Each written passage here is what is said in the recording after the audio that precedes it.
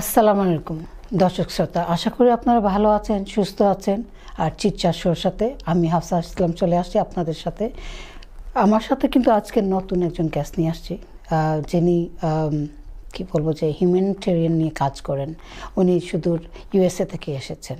চলেন ওনার সাথে পরিচয় হই। মাসুম মাহবুব ভাই, আসসালামু আলাইকুম। ওয়ালাইকুম আসসালাম। কেমন আছেন আপনি? আলহামদুলিল্লাহ। Welcome to the show.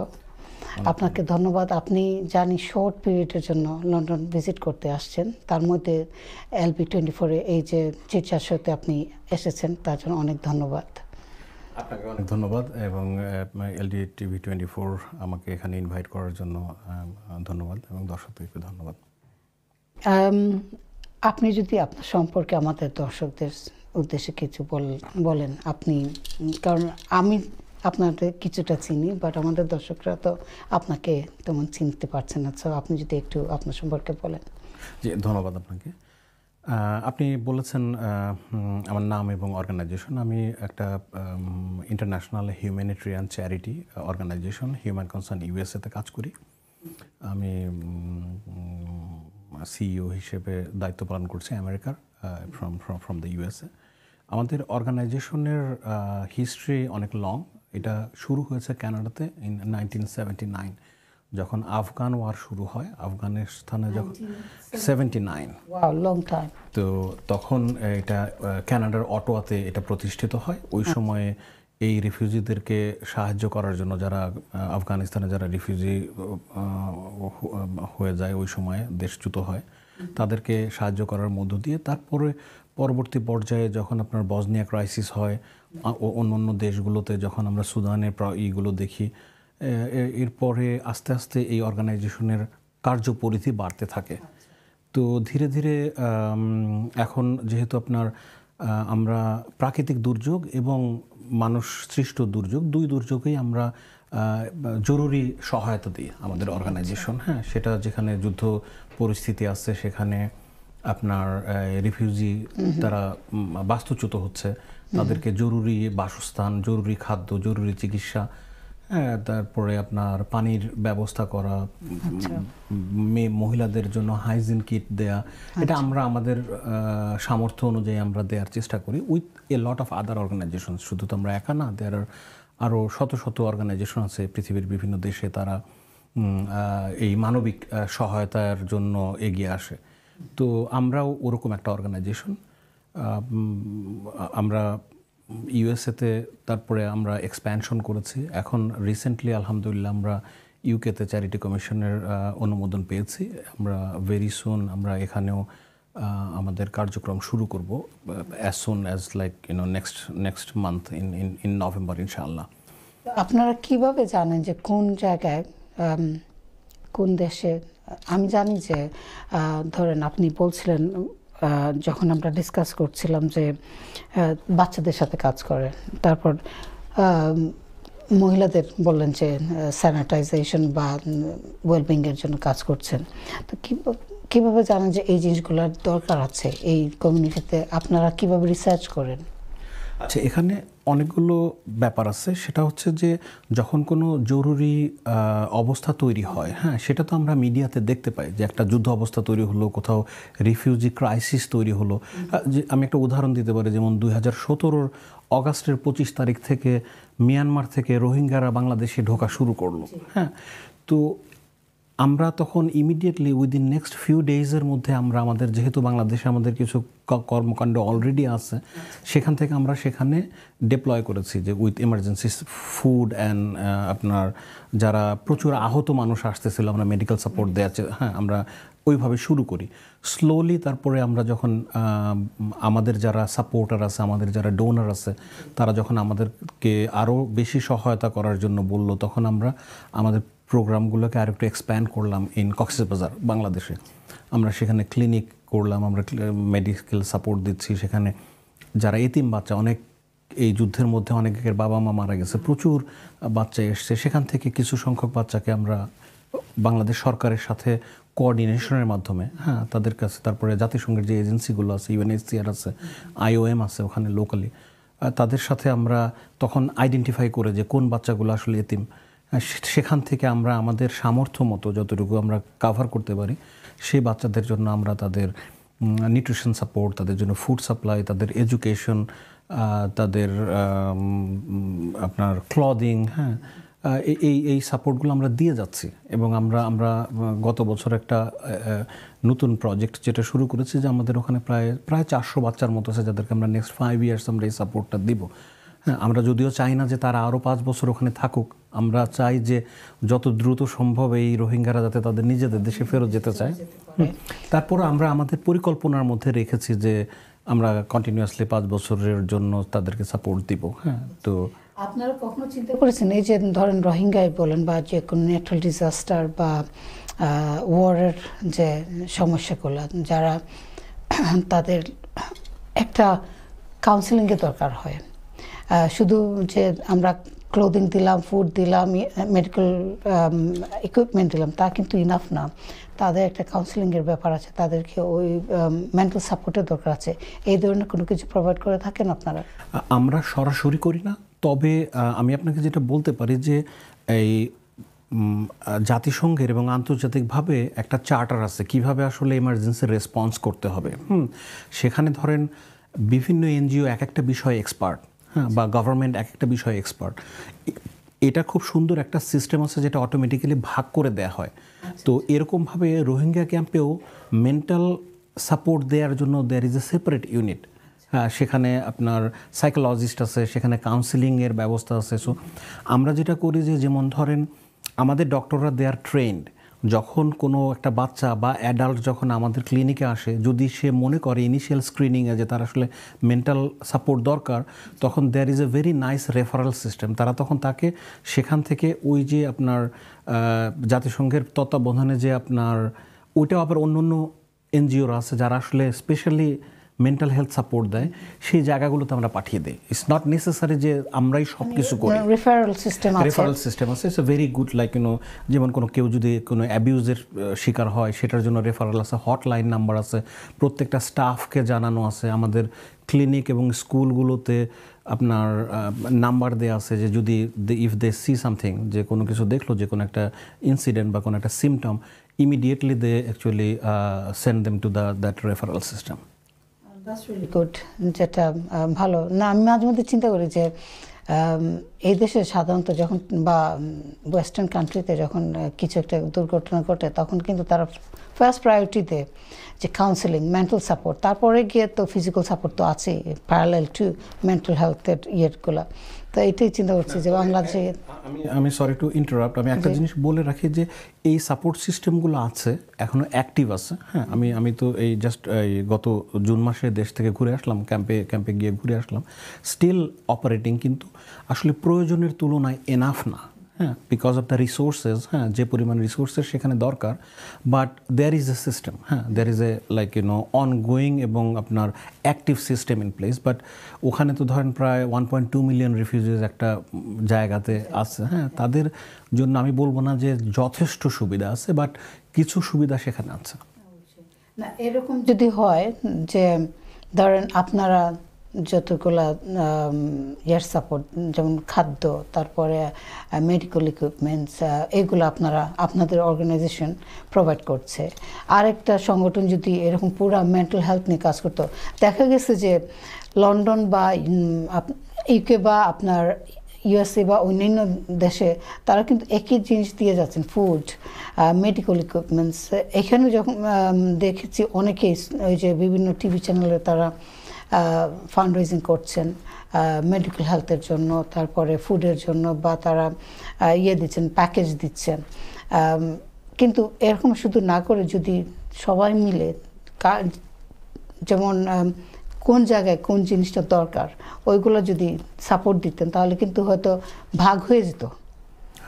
না, আপনি ঠিক বলেছেন, আপনি একদমই ঠিক বলেছেন। আসলে আপনার প্রত্যেকটা অর্গানাইজেশন, যেমন আমরা যখন হেলথ দিচ্ছি আমাদের মতন কিন্তু আরও 100টা অর্গানাইজেশন হেলথ সাপোর্ট প্রোভাইড করছে, কারণ ওখানে তো অনেক বড় এরিয়া। হ্যাঁ, বা ইভেন আমরা যে প্যালেস্টাইনে কাজ করছি গাজাতে দেয়ার আর আদার অর্গানাইজেশন, আমরা একটা ক্লিনিক অপারেট করছি এই মুহূর্তে গাজাতে। হ্যাঁ, রাফাতে আমরা একটা ক্লিনিক অপারেট করছি। অন্য একটা যেমন কুয়েতি হসপিটালে আমরা এখন আপনার মেডিসিন সাপ্লাই দিচ্ছি। হ্যাঁ, আর একটা হসপিটাল আছে ওখানে, কুয়েতি হসপিটাল। তো এরকম প্রত্যেকটা অর্গানাইজেশনেরই তো কিছু স্ট্রেংথ থাকে। হ্যাঁ, যে যার স্ট্রেংথ অনুযায়ী, যেমন আমাদের একটা পার্টনার আছে লন্ডন বেসড একটা অর্গানাইজেশন আছে, ওরা হচ্ছে গিয়ে আপনার ডেন্টাল হেলথে তারা এক্সপার্টিজ। হ্যাঁ, সো ওরা আমাদেরকে সাপোর্ট দিচ্ছে, আমাদের ক্লিনিকে they are actually operating dental service. হ্যাঁ, সো এটা আমরা গত 4 বছর ধরে করছি। We are the first like an organisation যে এই 1.2 মিলিয়ন মানুষের জন্য আমরা ডেন্টাল হেলথ শুরু করেছি। এখন আরও অর্গানাইজেশন রিসেন্টলি দে স্টার্টেড, কারণ এটাও তো একটা নিড। হ্যাঁ, এটাও একটা নিড। তো এরকম আপনি যখন বললেন যে ধরেন আপনার একটা অর্গানাইজেশন মেডিকেলের জন্য ফান্ড রেইজ চাচ্ছে, কারণটা আসলে মেডিকেলটা তো আসলে অনগোয়িং। হ্যাঁ, এটা এমন না যে আপনি 1000 টাকা পেলেন, 1000 টাকা দিয়ে আপনার you actually solve all the medical problem. কারণ সেখানে ডক্টরস আছে, সেখানে আপনার একটা হিউম্যান রিসোর্সেস টিম আছে, আপনার মেডিকেল প্রফেশনালস আছে, তাদেরকে you have to pay them salaries, right? হ্যাঁ, এবং আরেকটা জিনিস দেখবেন যে কক্সবাজারের ওই রিমোট জায়গাটাতে অনেক বেশি বেতনে ডক্টরদেরকে বা স্টাফদেরকে নিয়ে আসতে হয়। ঢাকায় একজন ডক্টর যে টাকায় চাকরি করবে সে কিন্তু আপনার কক্সবাজারে সেটা করতে চায় না। এটা আমরা দেখেছি যে আমাদেরকে অনেক বেশি বেতন দিয়ে ডাক্তার রাখতে হচ্ছে। হ্যাঁ, কারণ ওইটা একটা আইসোলেটেড পরিবেশ। ডক্টররা যারা জুনিয়র ডক্টর তারা বেশি দিন থাকতেও চায় না। 3 মাস 4 মাস পরে দেখা যায় যে আপনার সে চলে আসতে চায়। নিয়ে কাজ করা যায় না, যে লোকাল যারা আছেন তারা কিছুটা সময় তাদের দিলেন। এইটা আমাদের বাংলাদেশের প্রেক্ষাপটে এটা খুব জটিল, কারণ এক হচ্ছে যে আপনার টেকনাফ উখিয়া এলাকাটা এমনিতেই একটু আন্ডার ডেভেলপড অন্য শহর এলাকার চেয়ে। হ্যাঁ, তো ওখানে থেকে আপনার ডক্টর খুবই কম লোকাল, আর 2-1জন যারা ডক্টর হয় পাশ করে বের হয় সেও কিন্তু চায় ঢাকায় কাজ করতে, নাহলে চিটাগংয়ে চাকরি করতে। সে কিন্তু আসলে ওখানে থাকতে চায় না। তো এটা একটা চ্যালেঞ্জ আমাদের দেশের জন্য। তো এইভাবে আসলে মানে হিউম্যানিটেরিয়ান এজেন্সিগুলো যারা অন দ্য গ্রাউন্ড কাজ করে তাদেরকে আসলে প্রতিনিয়ত এই চ্যালেঞ্জগুলো ফেস করতে হয়। অবশ্যই, আসলে ইট ইজ কোয়াইট চ্যালেঞ্জিং এই জবগুলো, যে কোনো দেশেই হোক। আর প্রপার রিসোর্স যদি না থাকে তাহলে কিন্তু এগুলো নিয়ে কাজ করাও সম্ভব না। আমি একটা ছোট্ট অভিজ্ঞতার সাথে যোগ করি। আমি গত মাসে আমি একটা ভিজিটে গিয়েছিলাম ক্যামেরুনে। আচ্ছা, তো ক্যামেরুনের রাজধানী ইয়ন্দে থেকে প্রায় 400 কিলোমিটার যাওয়ার পরে সারাদিন লেগেছে, প্রায় 9 ঘন্টা লেগেছে ওখানে যেতে ওই রাস্তায়। তারপর পরদিন আবার প্রায় 200 কিলোমিটার যেতে হয়েছে, যেটা আসলে লিটারালি কোনো রাস্তা নেই, পুরা কাঁচা কাদা পানি, এর ভেতর দিয়ে আমাদেরকে জঙ্গলের ভেতর দিয়ে যেতে হয়েছে। তো এই প্রায় 4.5 ঘন্টা যাওয়ার পরে আমরা একদম আইসোলেটেড একটা জায়গাতে 16টা ক্যাম্প আছে, সেই 16টা ক্যাম্পে প্রায় 3,65,000-এর মতন রিফিউজি। সেখানে কোনো পানির ব্যবস্থা নাই, ভেরি মিনিমাম খাবারের ব্যবস্থা, তাদের কোনো ঘর বাড়ি নাই, মানে কিচ্ছু নাই। এরকম পরিবেশ যে দেখতে হবে এটা আমি আসলে কখনো কল্পনা করিনি। হ্যাঁ, এরা এই মুসলিম একটা কমিউনিটি, এত বড় কমিউনিটি, তারা সেন্ট্রাল আফ্রিকান রিপাবলিক থেকে, যেটা ওদের ম্যাসাকার জেনোসাইড হয়েছিল 2014 সালে, তখন তারা ওই দিক থেকে পালিয়ে ওই জায়গাটাতে আশ্রয় নিয়েছে। তো কিন্তু ওদের আপনার কোনো ব্যবস্থা নাই। শুরুর দিকে প্রচুর এনজিও সেখানে গেছে, গিয়ে তারা কাজ করেছে।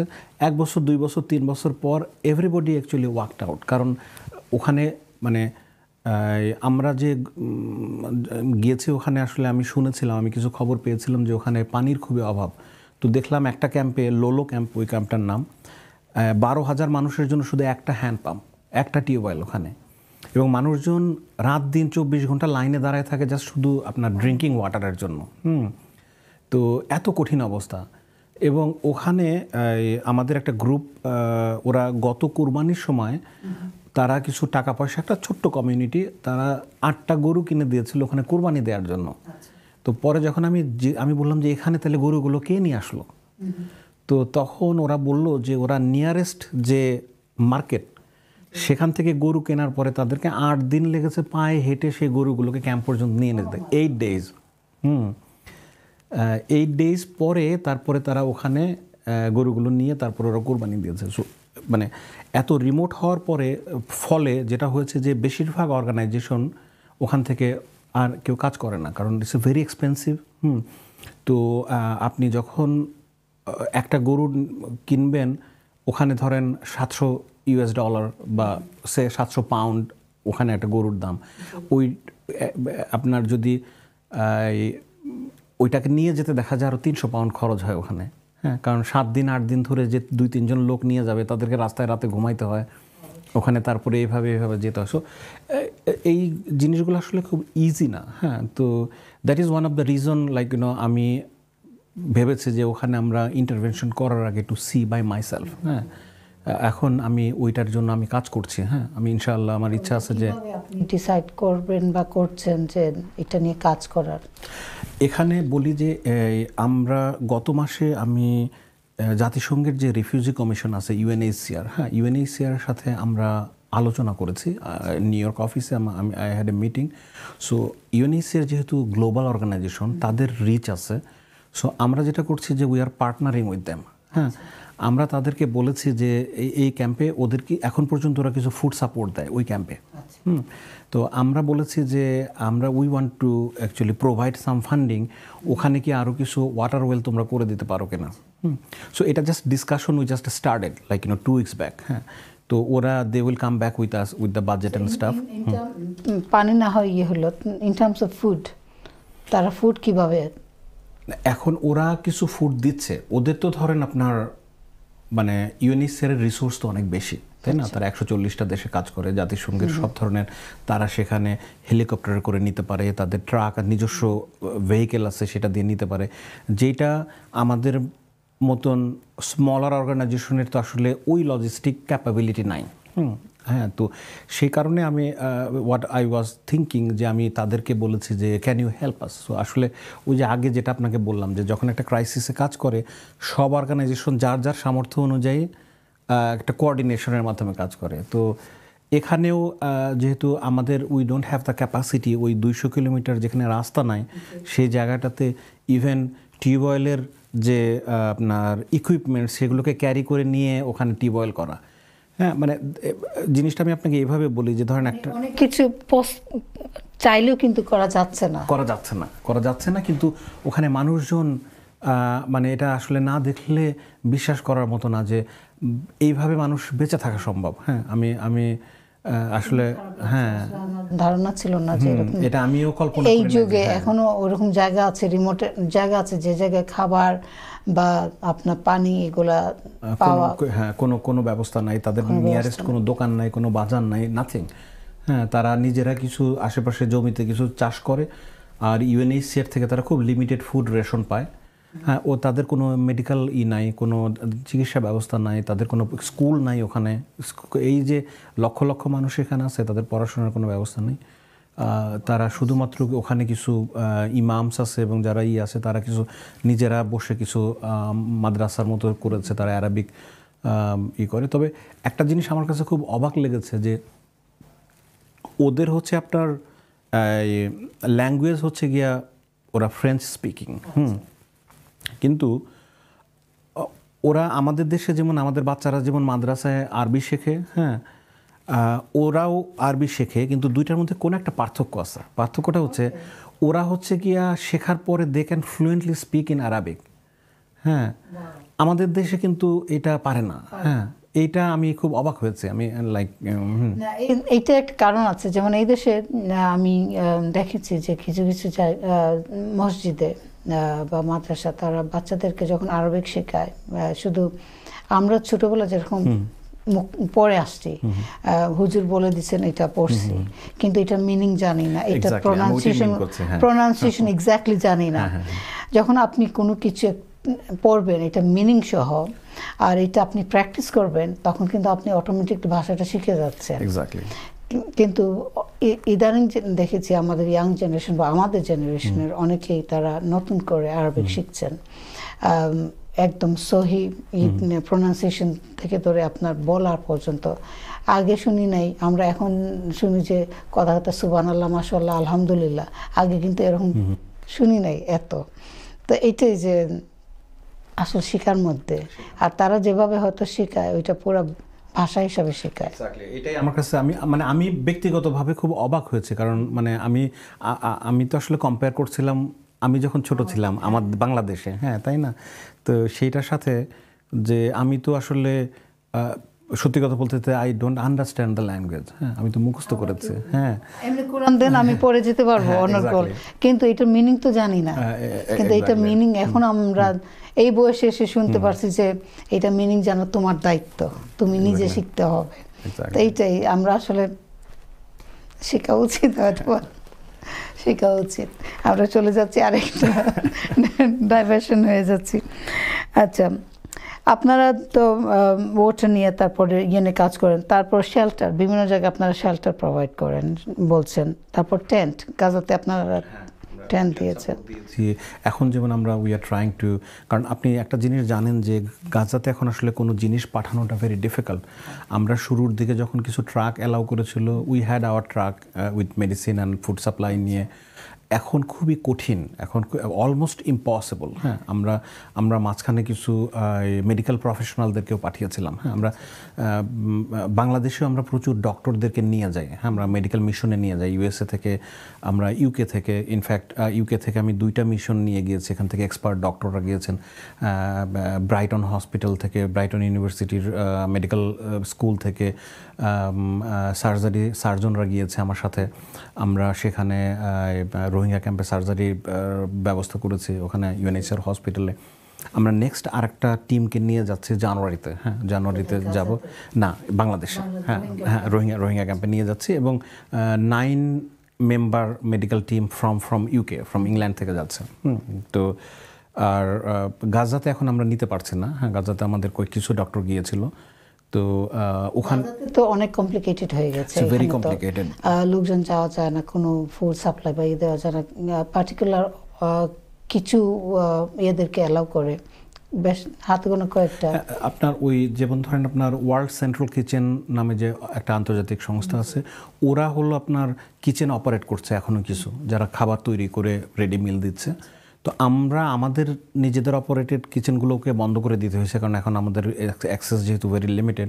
আমরা এখন ওয়ার্ল্ড সেন্ট্রাল কিচেনের সাথে আমরা জয়েন্টলি কাজ করছি, আমরা প্রোভাইডিং দ্য ফান্ডিং, তো ওরা করছে। এরকম আরও কয়েকটা অর্গানাইজেশন আছে যারা এখন পর্যন্ত কিছু অ্যাক্সেস আছে, তাদের সাথে আমরা জয়েন্টলি কাজ করছি। তারপর যেসব আপনার রিফিউজিরা আপনার কিছু কিছু আশ্রয় পেয়েছে ইজিপ্টে, তাদেরকে আমরা সাপোর্ট দিচ্ছি। এখন আমাদের রাইট নাও আজকে এই মুহূর্তে we have A team in Cairo. হ্যাঁ, তো তারা কাজ করছে। আর আহত বাচ্চাদেরকে আমরা প্রায় 400 আহত মানুষকে, বিশেষ করে বাচ্চাদেরকে আমরা গাজা থেকে আমরা তাদেরকে এয়ারলিফট করে নিয়ে এসেছি হচ্ছে আঙ্কারাতে, ইন টার্কি। সেখানে আঙ্কারা মিলিটারি হসপিটালে দে আর গেটিং ট্রিটমেন্ট। হ্যাঁ, ট্রিটমেন্ট হচ্ছে, আমরা তাদের shelter and like housing and food provide করছি থ্রু আওয়ার ফান্ডিং। আর very recently last 2 weeks ago আমরা আসলে খুব ক্রিটিক্যাল ট্রিটমেন্টের দরকার এরকম প্রায় 32 চিলড্রেনের জন্য ক্লিয়ারেন্স পেয়েছে from the state department. So we are actually bringing this kids to USA for their treatment with their immediate family member. তো এই যে এতগুলো কাজ করছেন আপনারা, how do you get the funding?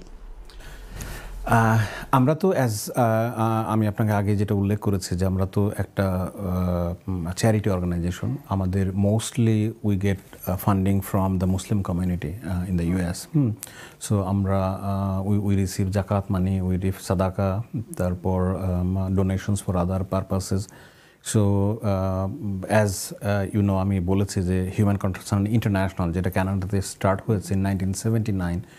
So we have we were able to build the trust, so we get continued support from our donors. এর বাইরে আমরা কিছু ফাউন্ডেশন গ্র্যান্ট পাই, অন্য অর্গানাইজেশনগুলো দে পার্টনার উইথ আস।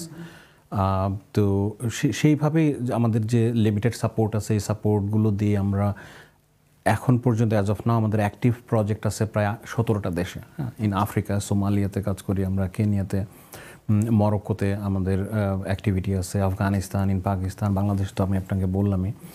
সো এই জায়গাগুলোতে আমরা কাজ করছি থ্রু কোনো কাজগুলো আমরা সরাসরি করছি, বেশিরভাগগুলোই আমরা করি হচ্ছে থ্রু আওয়ার লোকাল পার্টনার্স। বাংলাদেশে যেমন ধরেন আমাদের লোকাল পার্টনার আছে, few other small NGOs in Bangladesh, হ্যাঁ, তাদের সাথে আমরা এই প্রজেক্টগুলোকে ইমপ্লিমেন্ট করছি।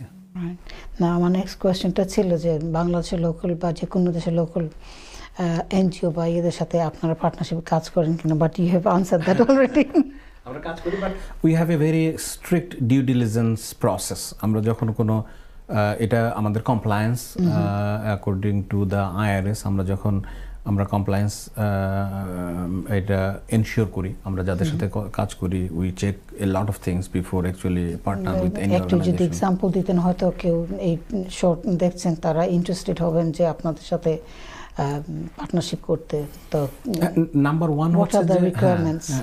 ওয়ান হলো যে আপনার আমরা যে অর্গানাইজেশনের সাথে কাজ করব তাদের ভিশনের সাথে আমাদের মিশন কি ম্যাচ করে কিনা, হ্যাঁ, অ্যালাইন্ড কিনা। হ্যাঁ, যে আমরা হিউম্যানিটেরিয়ান এমার্জেন্সিতে কাজ করি, অন্য কোনো অর্গানাইজেশন হয়তো তারাও NGO, but they work with the garments worker, they are not aligned with us. হ্যাঁ, সো নাম্বার ওয়ান হচ্ছে যে তারা আসলে অ্যালাইন করে কিনা আমাদের সাথে।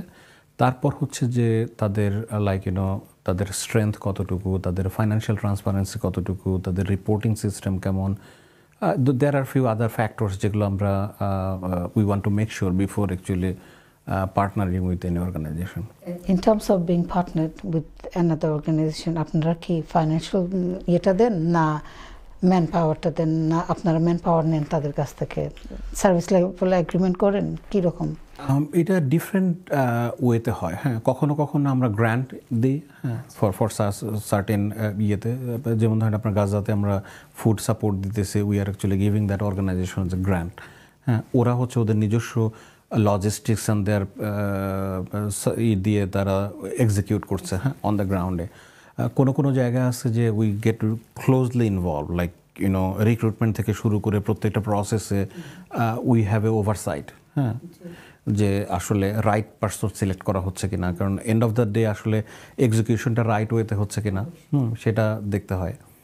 Because it's all donor money, we have to be 100% transparent, and we are actually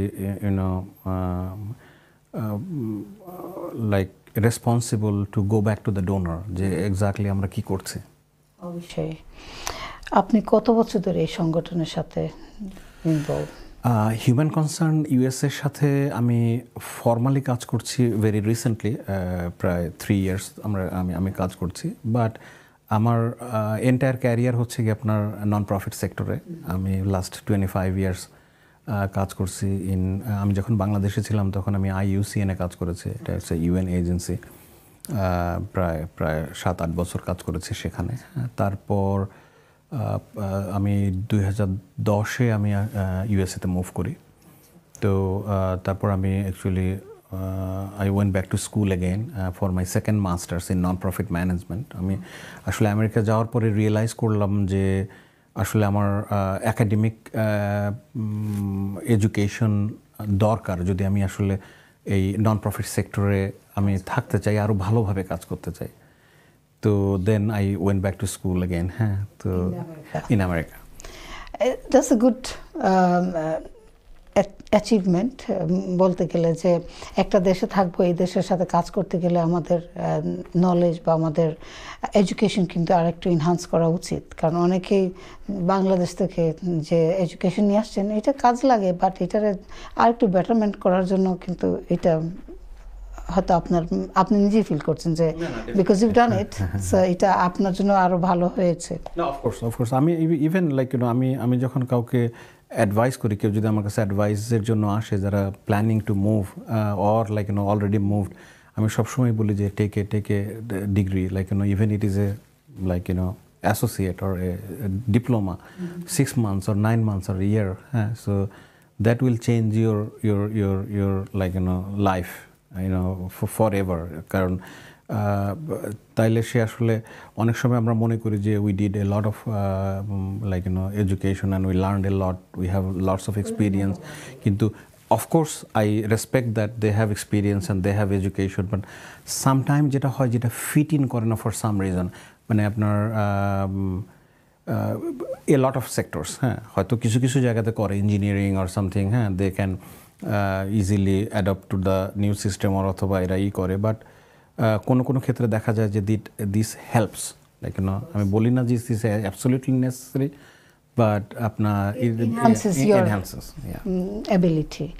এইটাই বাংলাদেশে আমরা যে পড়াশোনা করে আসছি এটাও কিন্তু বিভিন্ন দেশে এখন রেকগনাইজ হয়, দে ট্রান্সফার, বাট যদি এডুকেশন ওয়াইজ যদি আপনি আরেকটু যেটা আপনি করেছেন বা অনেকেই করে থাকেন, এটা কিন্তু অনেক কাজে লাগে, which is কন্টিনিউয়াসলি করতে হয়। Like last April I went to Harvard for a training, for a 2 week training. It's an intensive humanitarian প্রোগ্রামের জন্য একটা তারা কোর্স ডিজাইন করেছে।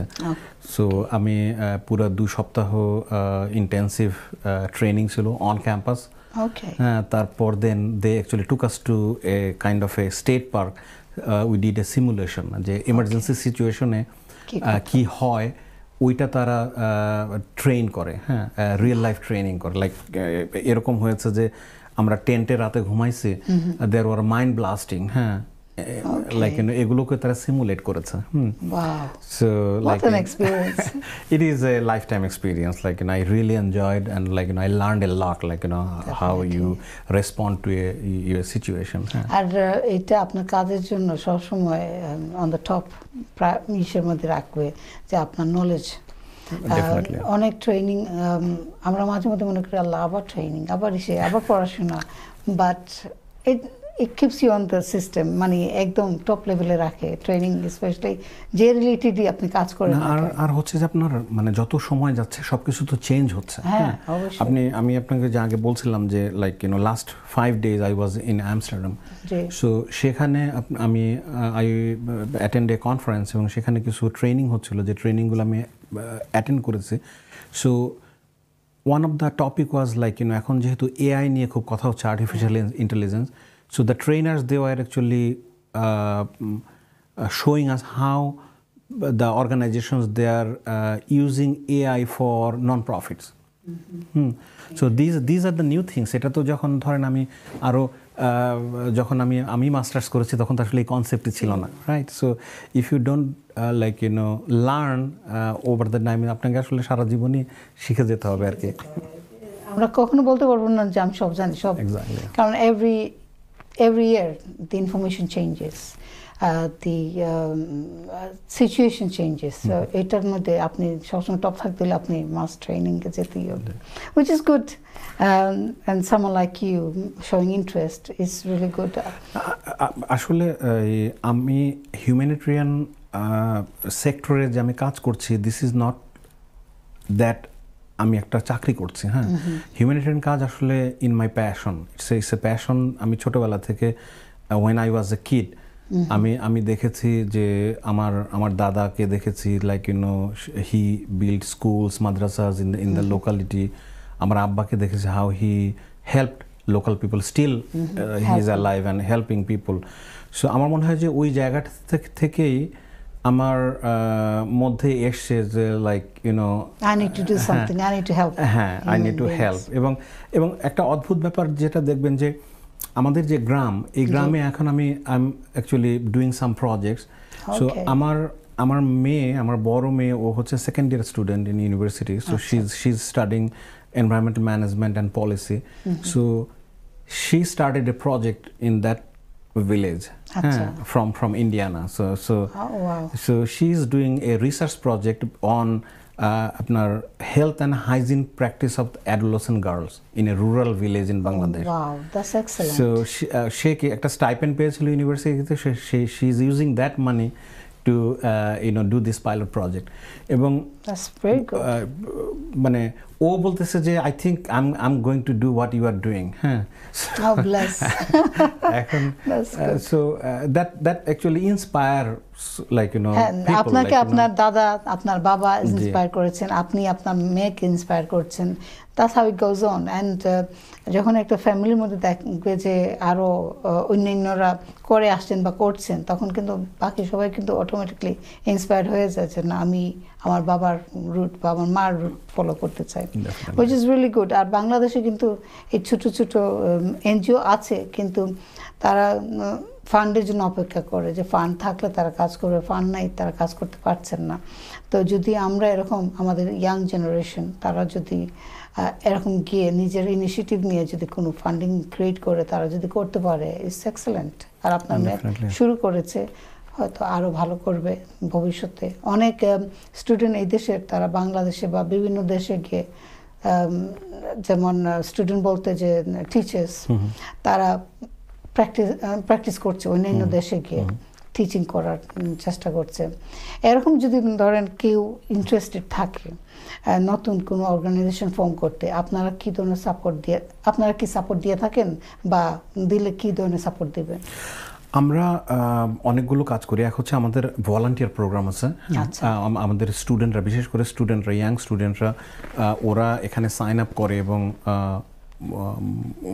ওরা কাজ করতে যায়। যারা রিসার্চ স্টুডেন্ট আছে, হ্যাঁ, আমরা ইভেন ইংল্যান্ড থেকেও আপনার ব্রুনেল ইউনিভার্সিটি থেকে একটা টিম রিসার্চ করেছে থ্রু আস, হ্যাঁ, আমাদেরকে রিচ আউট করেছে, আমরা তাদেরকে সব অ্যাক্সেস প্রোভাইড করেছি বাংলাদেশে।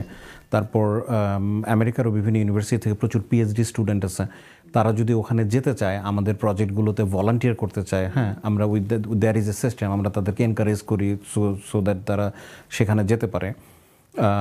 আমরা যেসব জায়গাতে রিস্ক আছে, যেমন প্যালেস্টাইন বা এইসব জায়গাতে আমরা এখন নিই না, হ্যাঁ। আমরা আগে যখন এই ওয়ার শুরু হওয়ার আগে we had program to actually take students in Palestine, but এই আপনার এই গত বছর যখন এই যুদ্ধ শুরু হলো, যুদ্ধের পর থেকে আমরা সেখানে নিই না।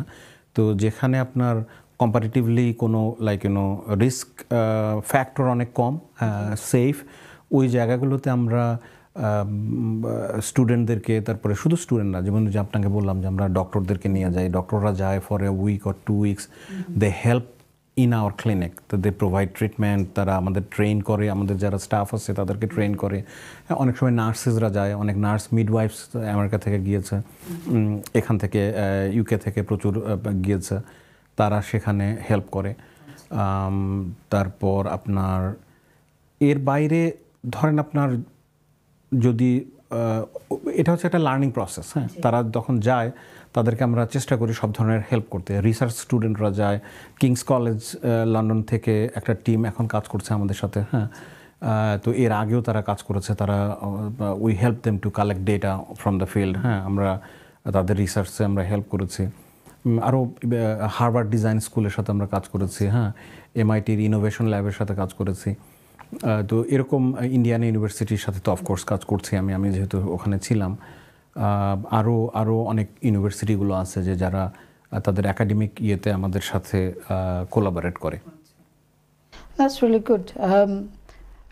এটা অনেক একটা ভালো কাজ করে যাচ্ছেন আপনি। তো আমাদের আসলে বেশি সময় নাই, কিন্তু যাওয়ার আগে আমি কিছু আপনার ব্যক্তিগত সম্পর্কে, আপনি মাহবুব ভাই হিসাবে জানতে চাই, মাসুম মাহবুব ভাই হিসাবে জানতে চাই যে আপনার বড় হওয়া বাংলাদেশে কোথায়? আমি আসলে এটা একটু জটিল প্রশ্ন। আমার আব্বা তো সরকারি চাকরিতে ছিলেন, উনি সিভিল অ্যাডমিনিস্ট্রেশনে ছিলেন। তো ওনার তো বিভিন্ন জায়গাতে ট্রান্সফার হয়েছে, হ্যাঁ। তো ওনার যখন পোস্টিং ছিল কিশোরগঞ্জে, ওখানে আমার জন্ম। তো তারপর উনি যেখানে আপনার পোস্টিং হয়েছে সেখানে আমরা গিয়েছি। তারপর উনি নেত্রকোনায় কাজ করেছেন, ময়মনসিংহে কাজ করেছেন, গাইবান্ধাতে কাজ করেছেন, বগুড়াতে, সো চিটাগং হিল ট্র্যাক্টে। তো আমরাও স্কুল ওরকমভাবেই হয়েছে। তো ক্লাস 9-এ যখন আমি পড়ি, আমি যখন ক্লাস 8-এ শেষ করি হচ্ছে খাগড়াছড়িতে, 9-এ এসে আমি ভর্তি পরীক্ষা দিই হচ্ছে ঢাকায় গভর্নমেন্ট ল্যাবরেটরি স্কুলে। তো তখন ঢাকায় আসা আর কি। হ্যাঁ, তারপরে তো স্কুল কলেজ ঢাকা কলেজে, তো তারপর ইউনিভার্সিটি, এরপরে আপনার ঢাকাতেই থাকা আর কি। ঢাকাতে তো আমার আব্বা 2008-এ তো রিটায়ার করেছেন। তো আমার আব্বা আম্মা এখনও ঢাকায় থাকেন, আমার ছোট ভাই বোনরাও ঢাকায় থাকেন, আমার ওয়াইফ আর আমার 3 বাচ্চা।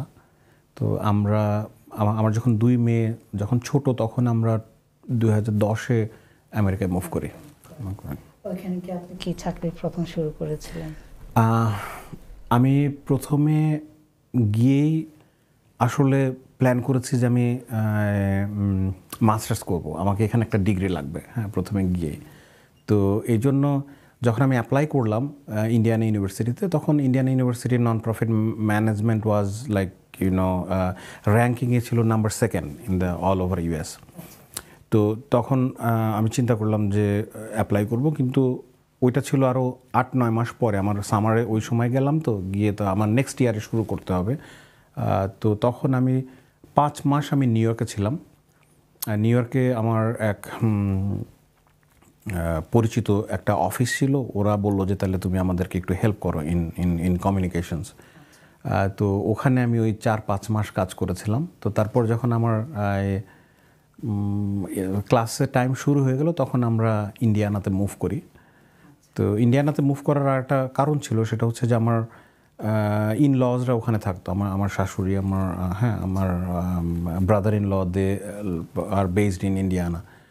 তো হ্যাঁ, ওইটা একটা বড় সাপোর্ট ছিল। হ্যাঁ, আমার বাচ্চারা ছোট ছিল, স্কুলে যাওয়া, হ্যাঁ, আমার ক্লাস প্রতিদিন, তো সব মিলে that was a very very like crucial support. হ্যাঁ, অবশ্যই। আপনাদের সংগঠনের সাথে যদি কেউ যোগাযোগ করতে চান, কোনো ডোনার বা কেউ ইচ্ছা যে আপনাদের ভলান্টিয়ার হওয়ার, তাহলে কীভাবে যোগাযোগ করতে পারে? আমাদের ওয়েবসাইট সার্চ করলে humanconcernUSA.org, এখানে কন্ট্যাক্ট আসের মধ্যে আছে ভলান্টিয়ার ক্লিক করলে দেখেন ফিল আউট, এবং আমাদের টিম উইল কন্ট্যাক্ট। হ্যাঁ, তারা ইমিডিয়েটলি একটা করতে পারবে, তাদের কি ইন্টারেস্ট আছে, তারা কি করতে চায়। There is very small form to fill out. এছাড়া like if they want to donate, like we have a donate, I mean it's similar to any charity like. হ্যাঁ, আর এখানে আমরা কিছু গ্রাউন্ড ইভেন্ট লন্ডনে শুরু করব, যেটা আপনাকে বললাম যে নভেম্বরের 15, 16, 17 we have some events, ground event in London. আচ্ছা। তো ওই সময়টাতে আমি থাকবো না unfortunately, but my colleagues would be here. হ্যাঁ, তারা এটা কি ধরনের ওয়ার্ক থাকতে পারে? গ্রাউন্ড ইভেন্ট যে করবেন, এটা হচ্ছে ফান্ড রেজিং ইভেন্ট। এটা ফান্ড রেজিং ইভেন্ট আমরা যেহেতু শুরু করছি এখানে, kind of a inaugural formal launching event in UK, সেটা আমরা করছি। তো আর like people can always go to the website, like Human কনসার্নের ইনস্টাগ্রাম পেজ আছে, like in social media everywhere. So they can actually, if not for donate, if they want to know more about our organization and the work that we do, definitely they can visit our website humanconcernUSA.org. আমাদের সময় প্রায় শেষ, কিন্তু যাওয়ার আগে আমি বলবো আমাদের শ্রোতাদের উদ্দেশ্যে কিছু যদি আপনি বলতেন। ধন্যবাদ। না অবশ্যই একটা কথা আমি যেটা বলতে চাই, সেটা হলো যে ধরেন আমরা যেটা দেখছি যে এই আমরা যে যাদেরকে নিয়ে কাজ করি, যে রিফিউজি এবং ইন্টারনালি ডিসপ্লেস পপুলেশন, হ্যাঁ, বাংলাদেশে বা বাংলাদেশের বাইরে অন্য জায়গায়, আমি অ্যাজ এ বাংলাদেশি প্রবাসী হিসেবে বাংলাদেশটাকে যদি ফোকাস করি, সেটা হচ্ছে যে এই আমাদের প্রতি বছর 72,000 করে নতুন বাচ্চা জন্ম হচ্ছে রোহিঙ্গা ক্যাম্পে। হ্যাঁ, এটা দিন দিন কিন্তু বাংলাদেশের জন্য একটা অনেক বড় বার্ডেন হচ্ছে। তো এই বার্ডেনটা বাংলাদেশ সরকারের একার পক্ষে এটা সমাধান করা সম্ভব না। তো প্রবাসীরা যদি জনমত তৈরি করতে পারে বাংলাদেশের ভেতরে, না প্রবাসে, তাদের যারা ইলেক্টেড অফিসিয়ালস আছে, if they can put pressure on them, like specially আপনার ইংল্যান্ড এবং আমেরিকায়। আমি যখন বাংলাদেশি কমিউনিটির সাথে মিট করি ইন ইংল্যান্ড, ইন ক্যানাডায়, আমি তাদেরকে একটাই রিকোয়েস্ট করি যে talk to your MP, talk to your congressman, your local representative, that like this is something we want you to speak about. হ্যাঁ, এই জনমতটা সবচেয়ে বেশি হেল্প করতে পারে বাংলাদেশকে। হ্যাঁ, তো এইটাই আমি আমাদের যারা এই অনুষ্ঠান দেখছেন, হ্যাঁ, এই লন্ডন প্রবাসী যারা আছে এখানে, তো প্রবাসীরা আরও অনেক বেশি সংগঠিত, আরও অনেক বেশি স্ট্রং। তো তারা যে ভূমিকাটা রাখতে পারবে, that will create pressure on the government, এবং গভর্নমেন্ট তখন, কারণ এটা আসলে যদি সম্মিলিতভাবে উন্নত দেশগুলো যদি আপনার মিয়ানমারের উপর চাপ সৃষ্টি না করে, তাইলে এই ব্যাপক জনগোষ্ঠী যেটার ভার আর বাংলাদেশ বেশি দিন নিতে পারবে না। হ্যাঁ, I work with the Rohingya crisis from the very beginning, day one. হ্যাঁ, তখন থেকে আই রিয়েলাইজ, এটা আমার রিয়েলাইজেশন, যে আসলে একটা পর্যায়ে Bangladesh would be in real trouble যদি আমরা আসলে এইভাবে হেল্প না করতে পারি। শুধু আপনার চিন্তা না, এরকম আমি, আমার বোন, আমরা মাঝে মধ্যে ডিসকাস করেছি আগে, যখন বাংলাদেশে রোহিঙ্গারে নেওয়া হয়েছে, জায়গা দেওয়া হয়েছে, it's nice, but at the same time এই যে তাদের মধ্যে তারা তো বাড়তে থাকবে, তো এদের কি হবে? এরা কি বাংলাদেশের নাগরিকতা পাবে, না বাংলাদেশের যে ফ্যাসিলিটিসগুলো তাদেরকে দিতে হবে? কারণ আস্তে আস্তে তারা বাংলাদেশেই একটা পরিচয় পেয়ে যাচ্ছে। তো এখানে আরও অন্যান্য সমস্যা হতে পারে। তো এইগুলো নিয়ে আসলেই সবাই মিলে একটা, যেটা আপনি বলছেন যে জনমত সৃষ্টি করতে হবে, সৃষ্টি করলে তাহলে এইটা ভবিষ্যতে হয়তো আমরা যারা বিদেশে থাকি আমরাই হয়তো ক্রিয়েট করতে পারি এই জনমতটা। আর এটা নিয়ে কাজ করা আসলেই মনে হয় আমাদের উচিত, সবাই একসাথে মিলেমিশে। ধন্যবাদ আপনাকে আজকে আসার জন্য, আপনার সময় দেওয়ার জন্য, আর আপনাকে অনেক সাধুবাদ জানাই আপনার এত ভালো নবল একটা কাজের জন্য। আপনাকে ধন্যবাদ, LDTV 24-কেও ধন্যবাদ, এবং LDTVর দর্শক যারা আছেন তাদের সবাইকে ধন্যবাদ জানাচ্ছি। শ্রোতা বন্ধুরা, আজকের এইটুকুই ছিল আয়োজন। আগামী পর্বে নতুন কোনো গেস্ট নিয়ে আমি হাফসা ইসলাম চলে আসবো চিটচ্যাট শোতে। LB24-এর সাথে থাকেন। ধন্যবাদ। আসসালামু আলাইকুম। 10 pounds.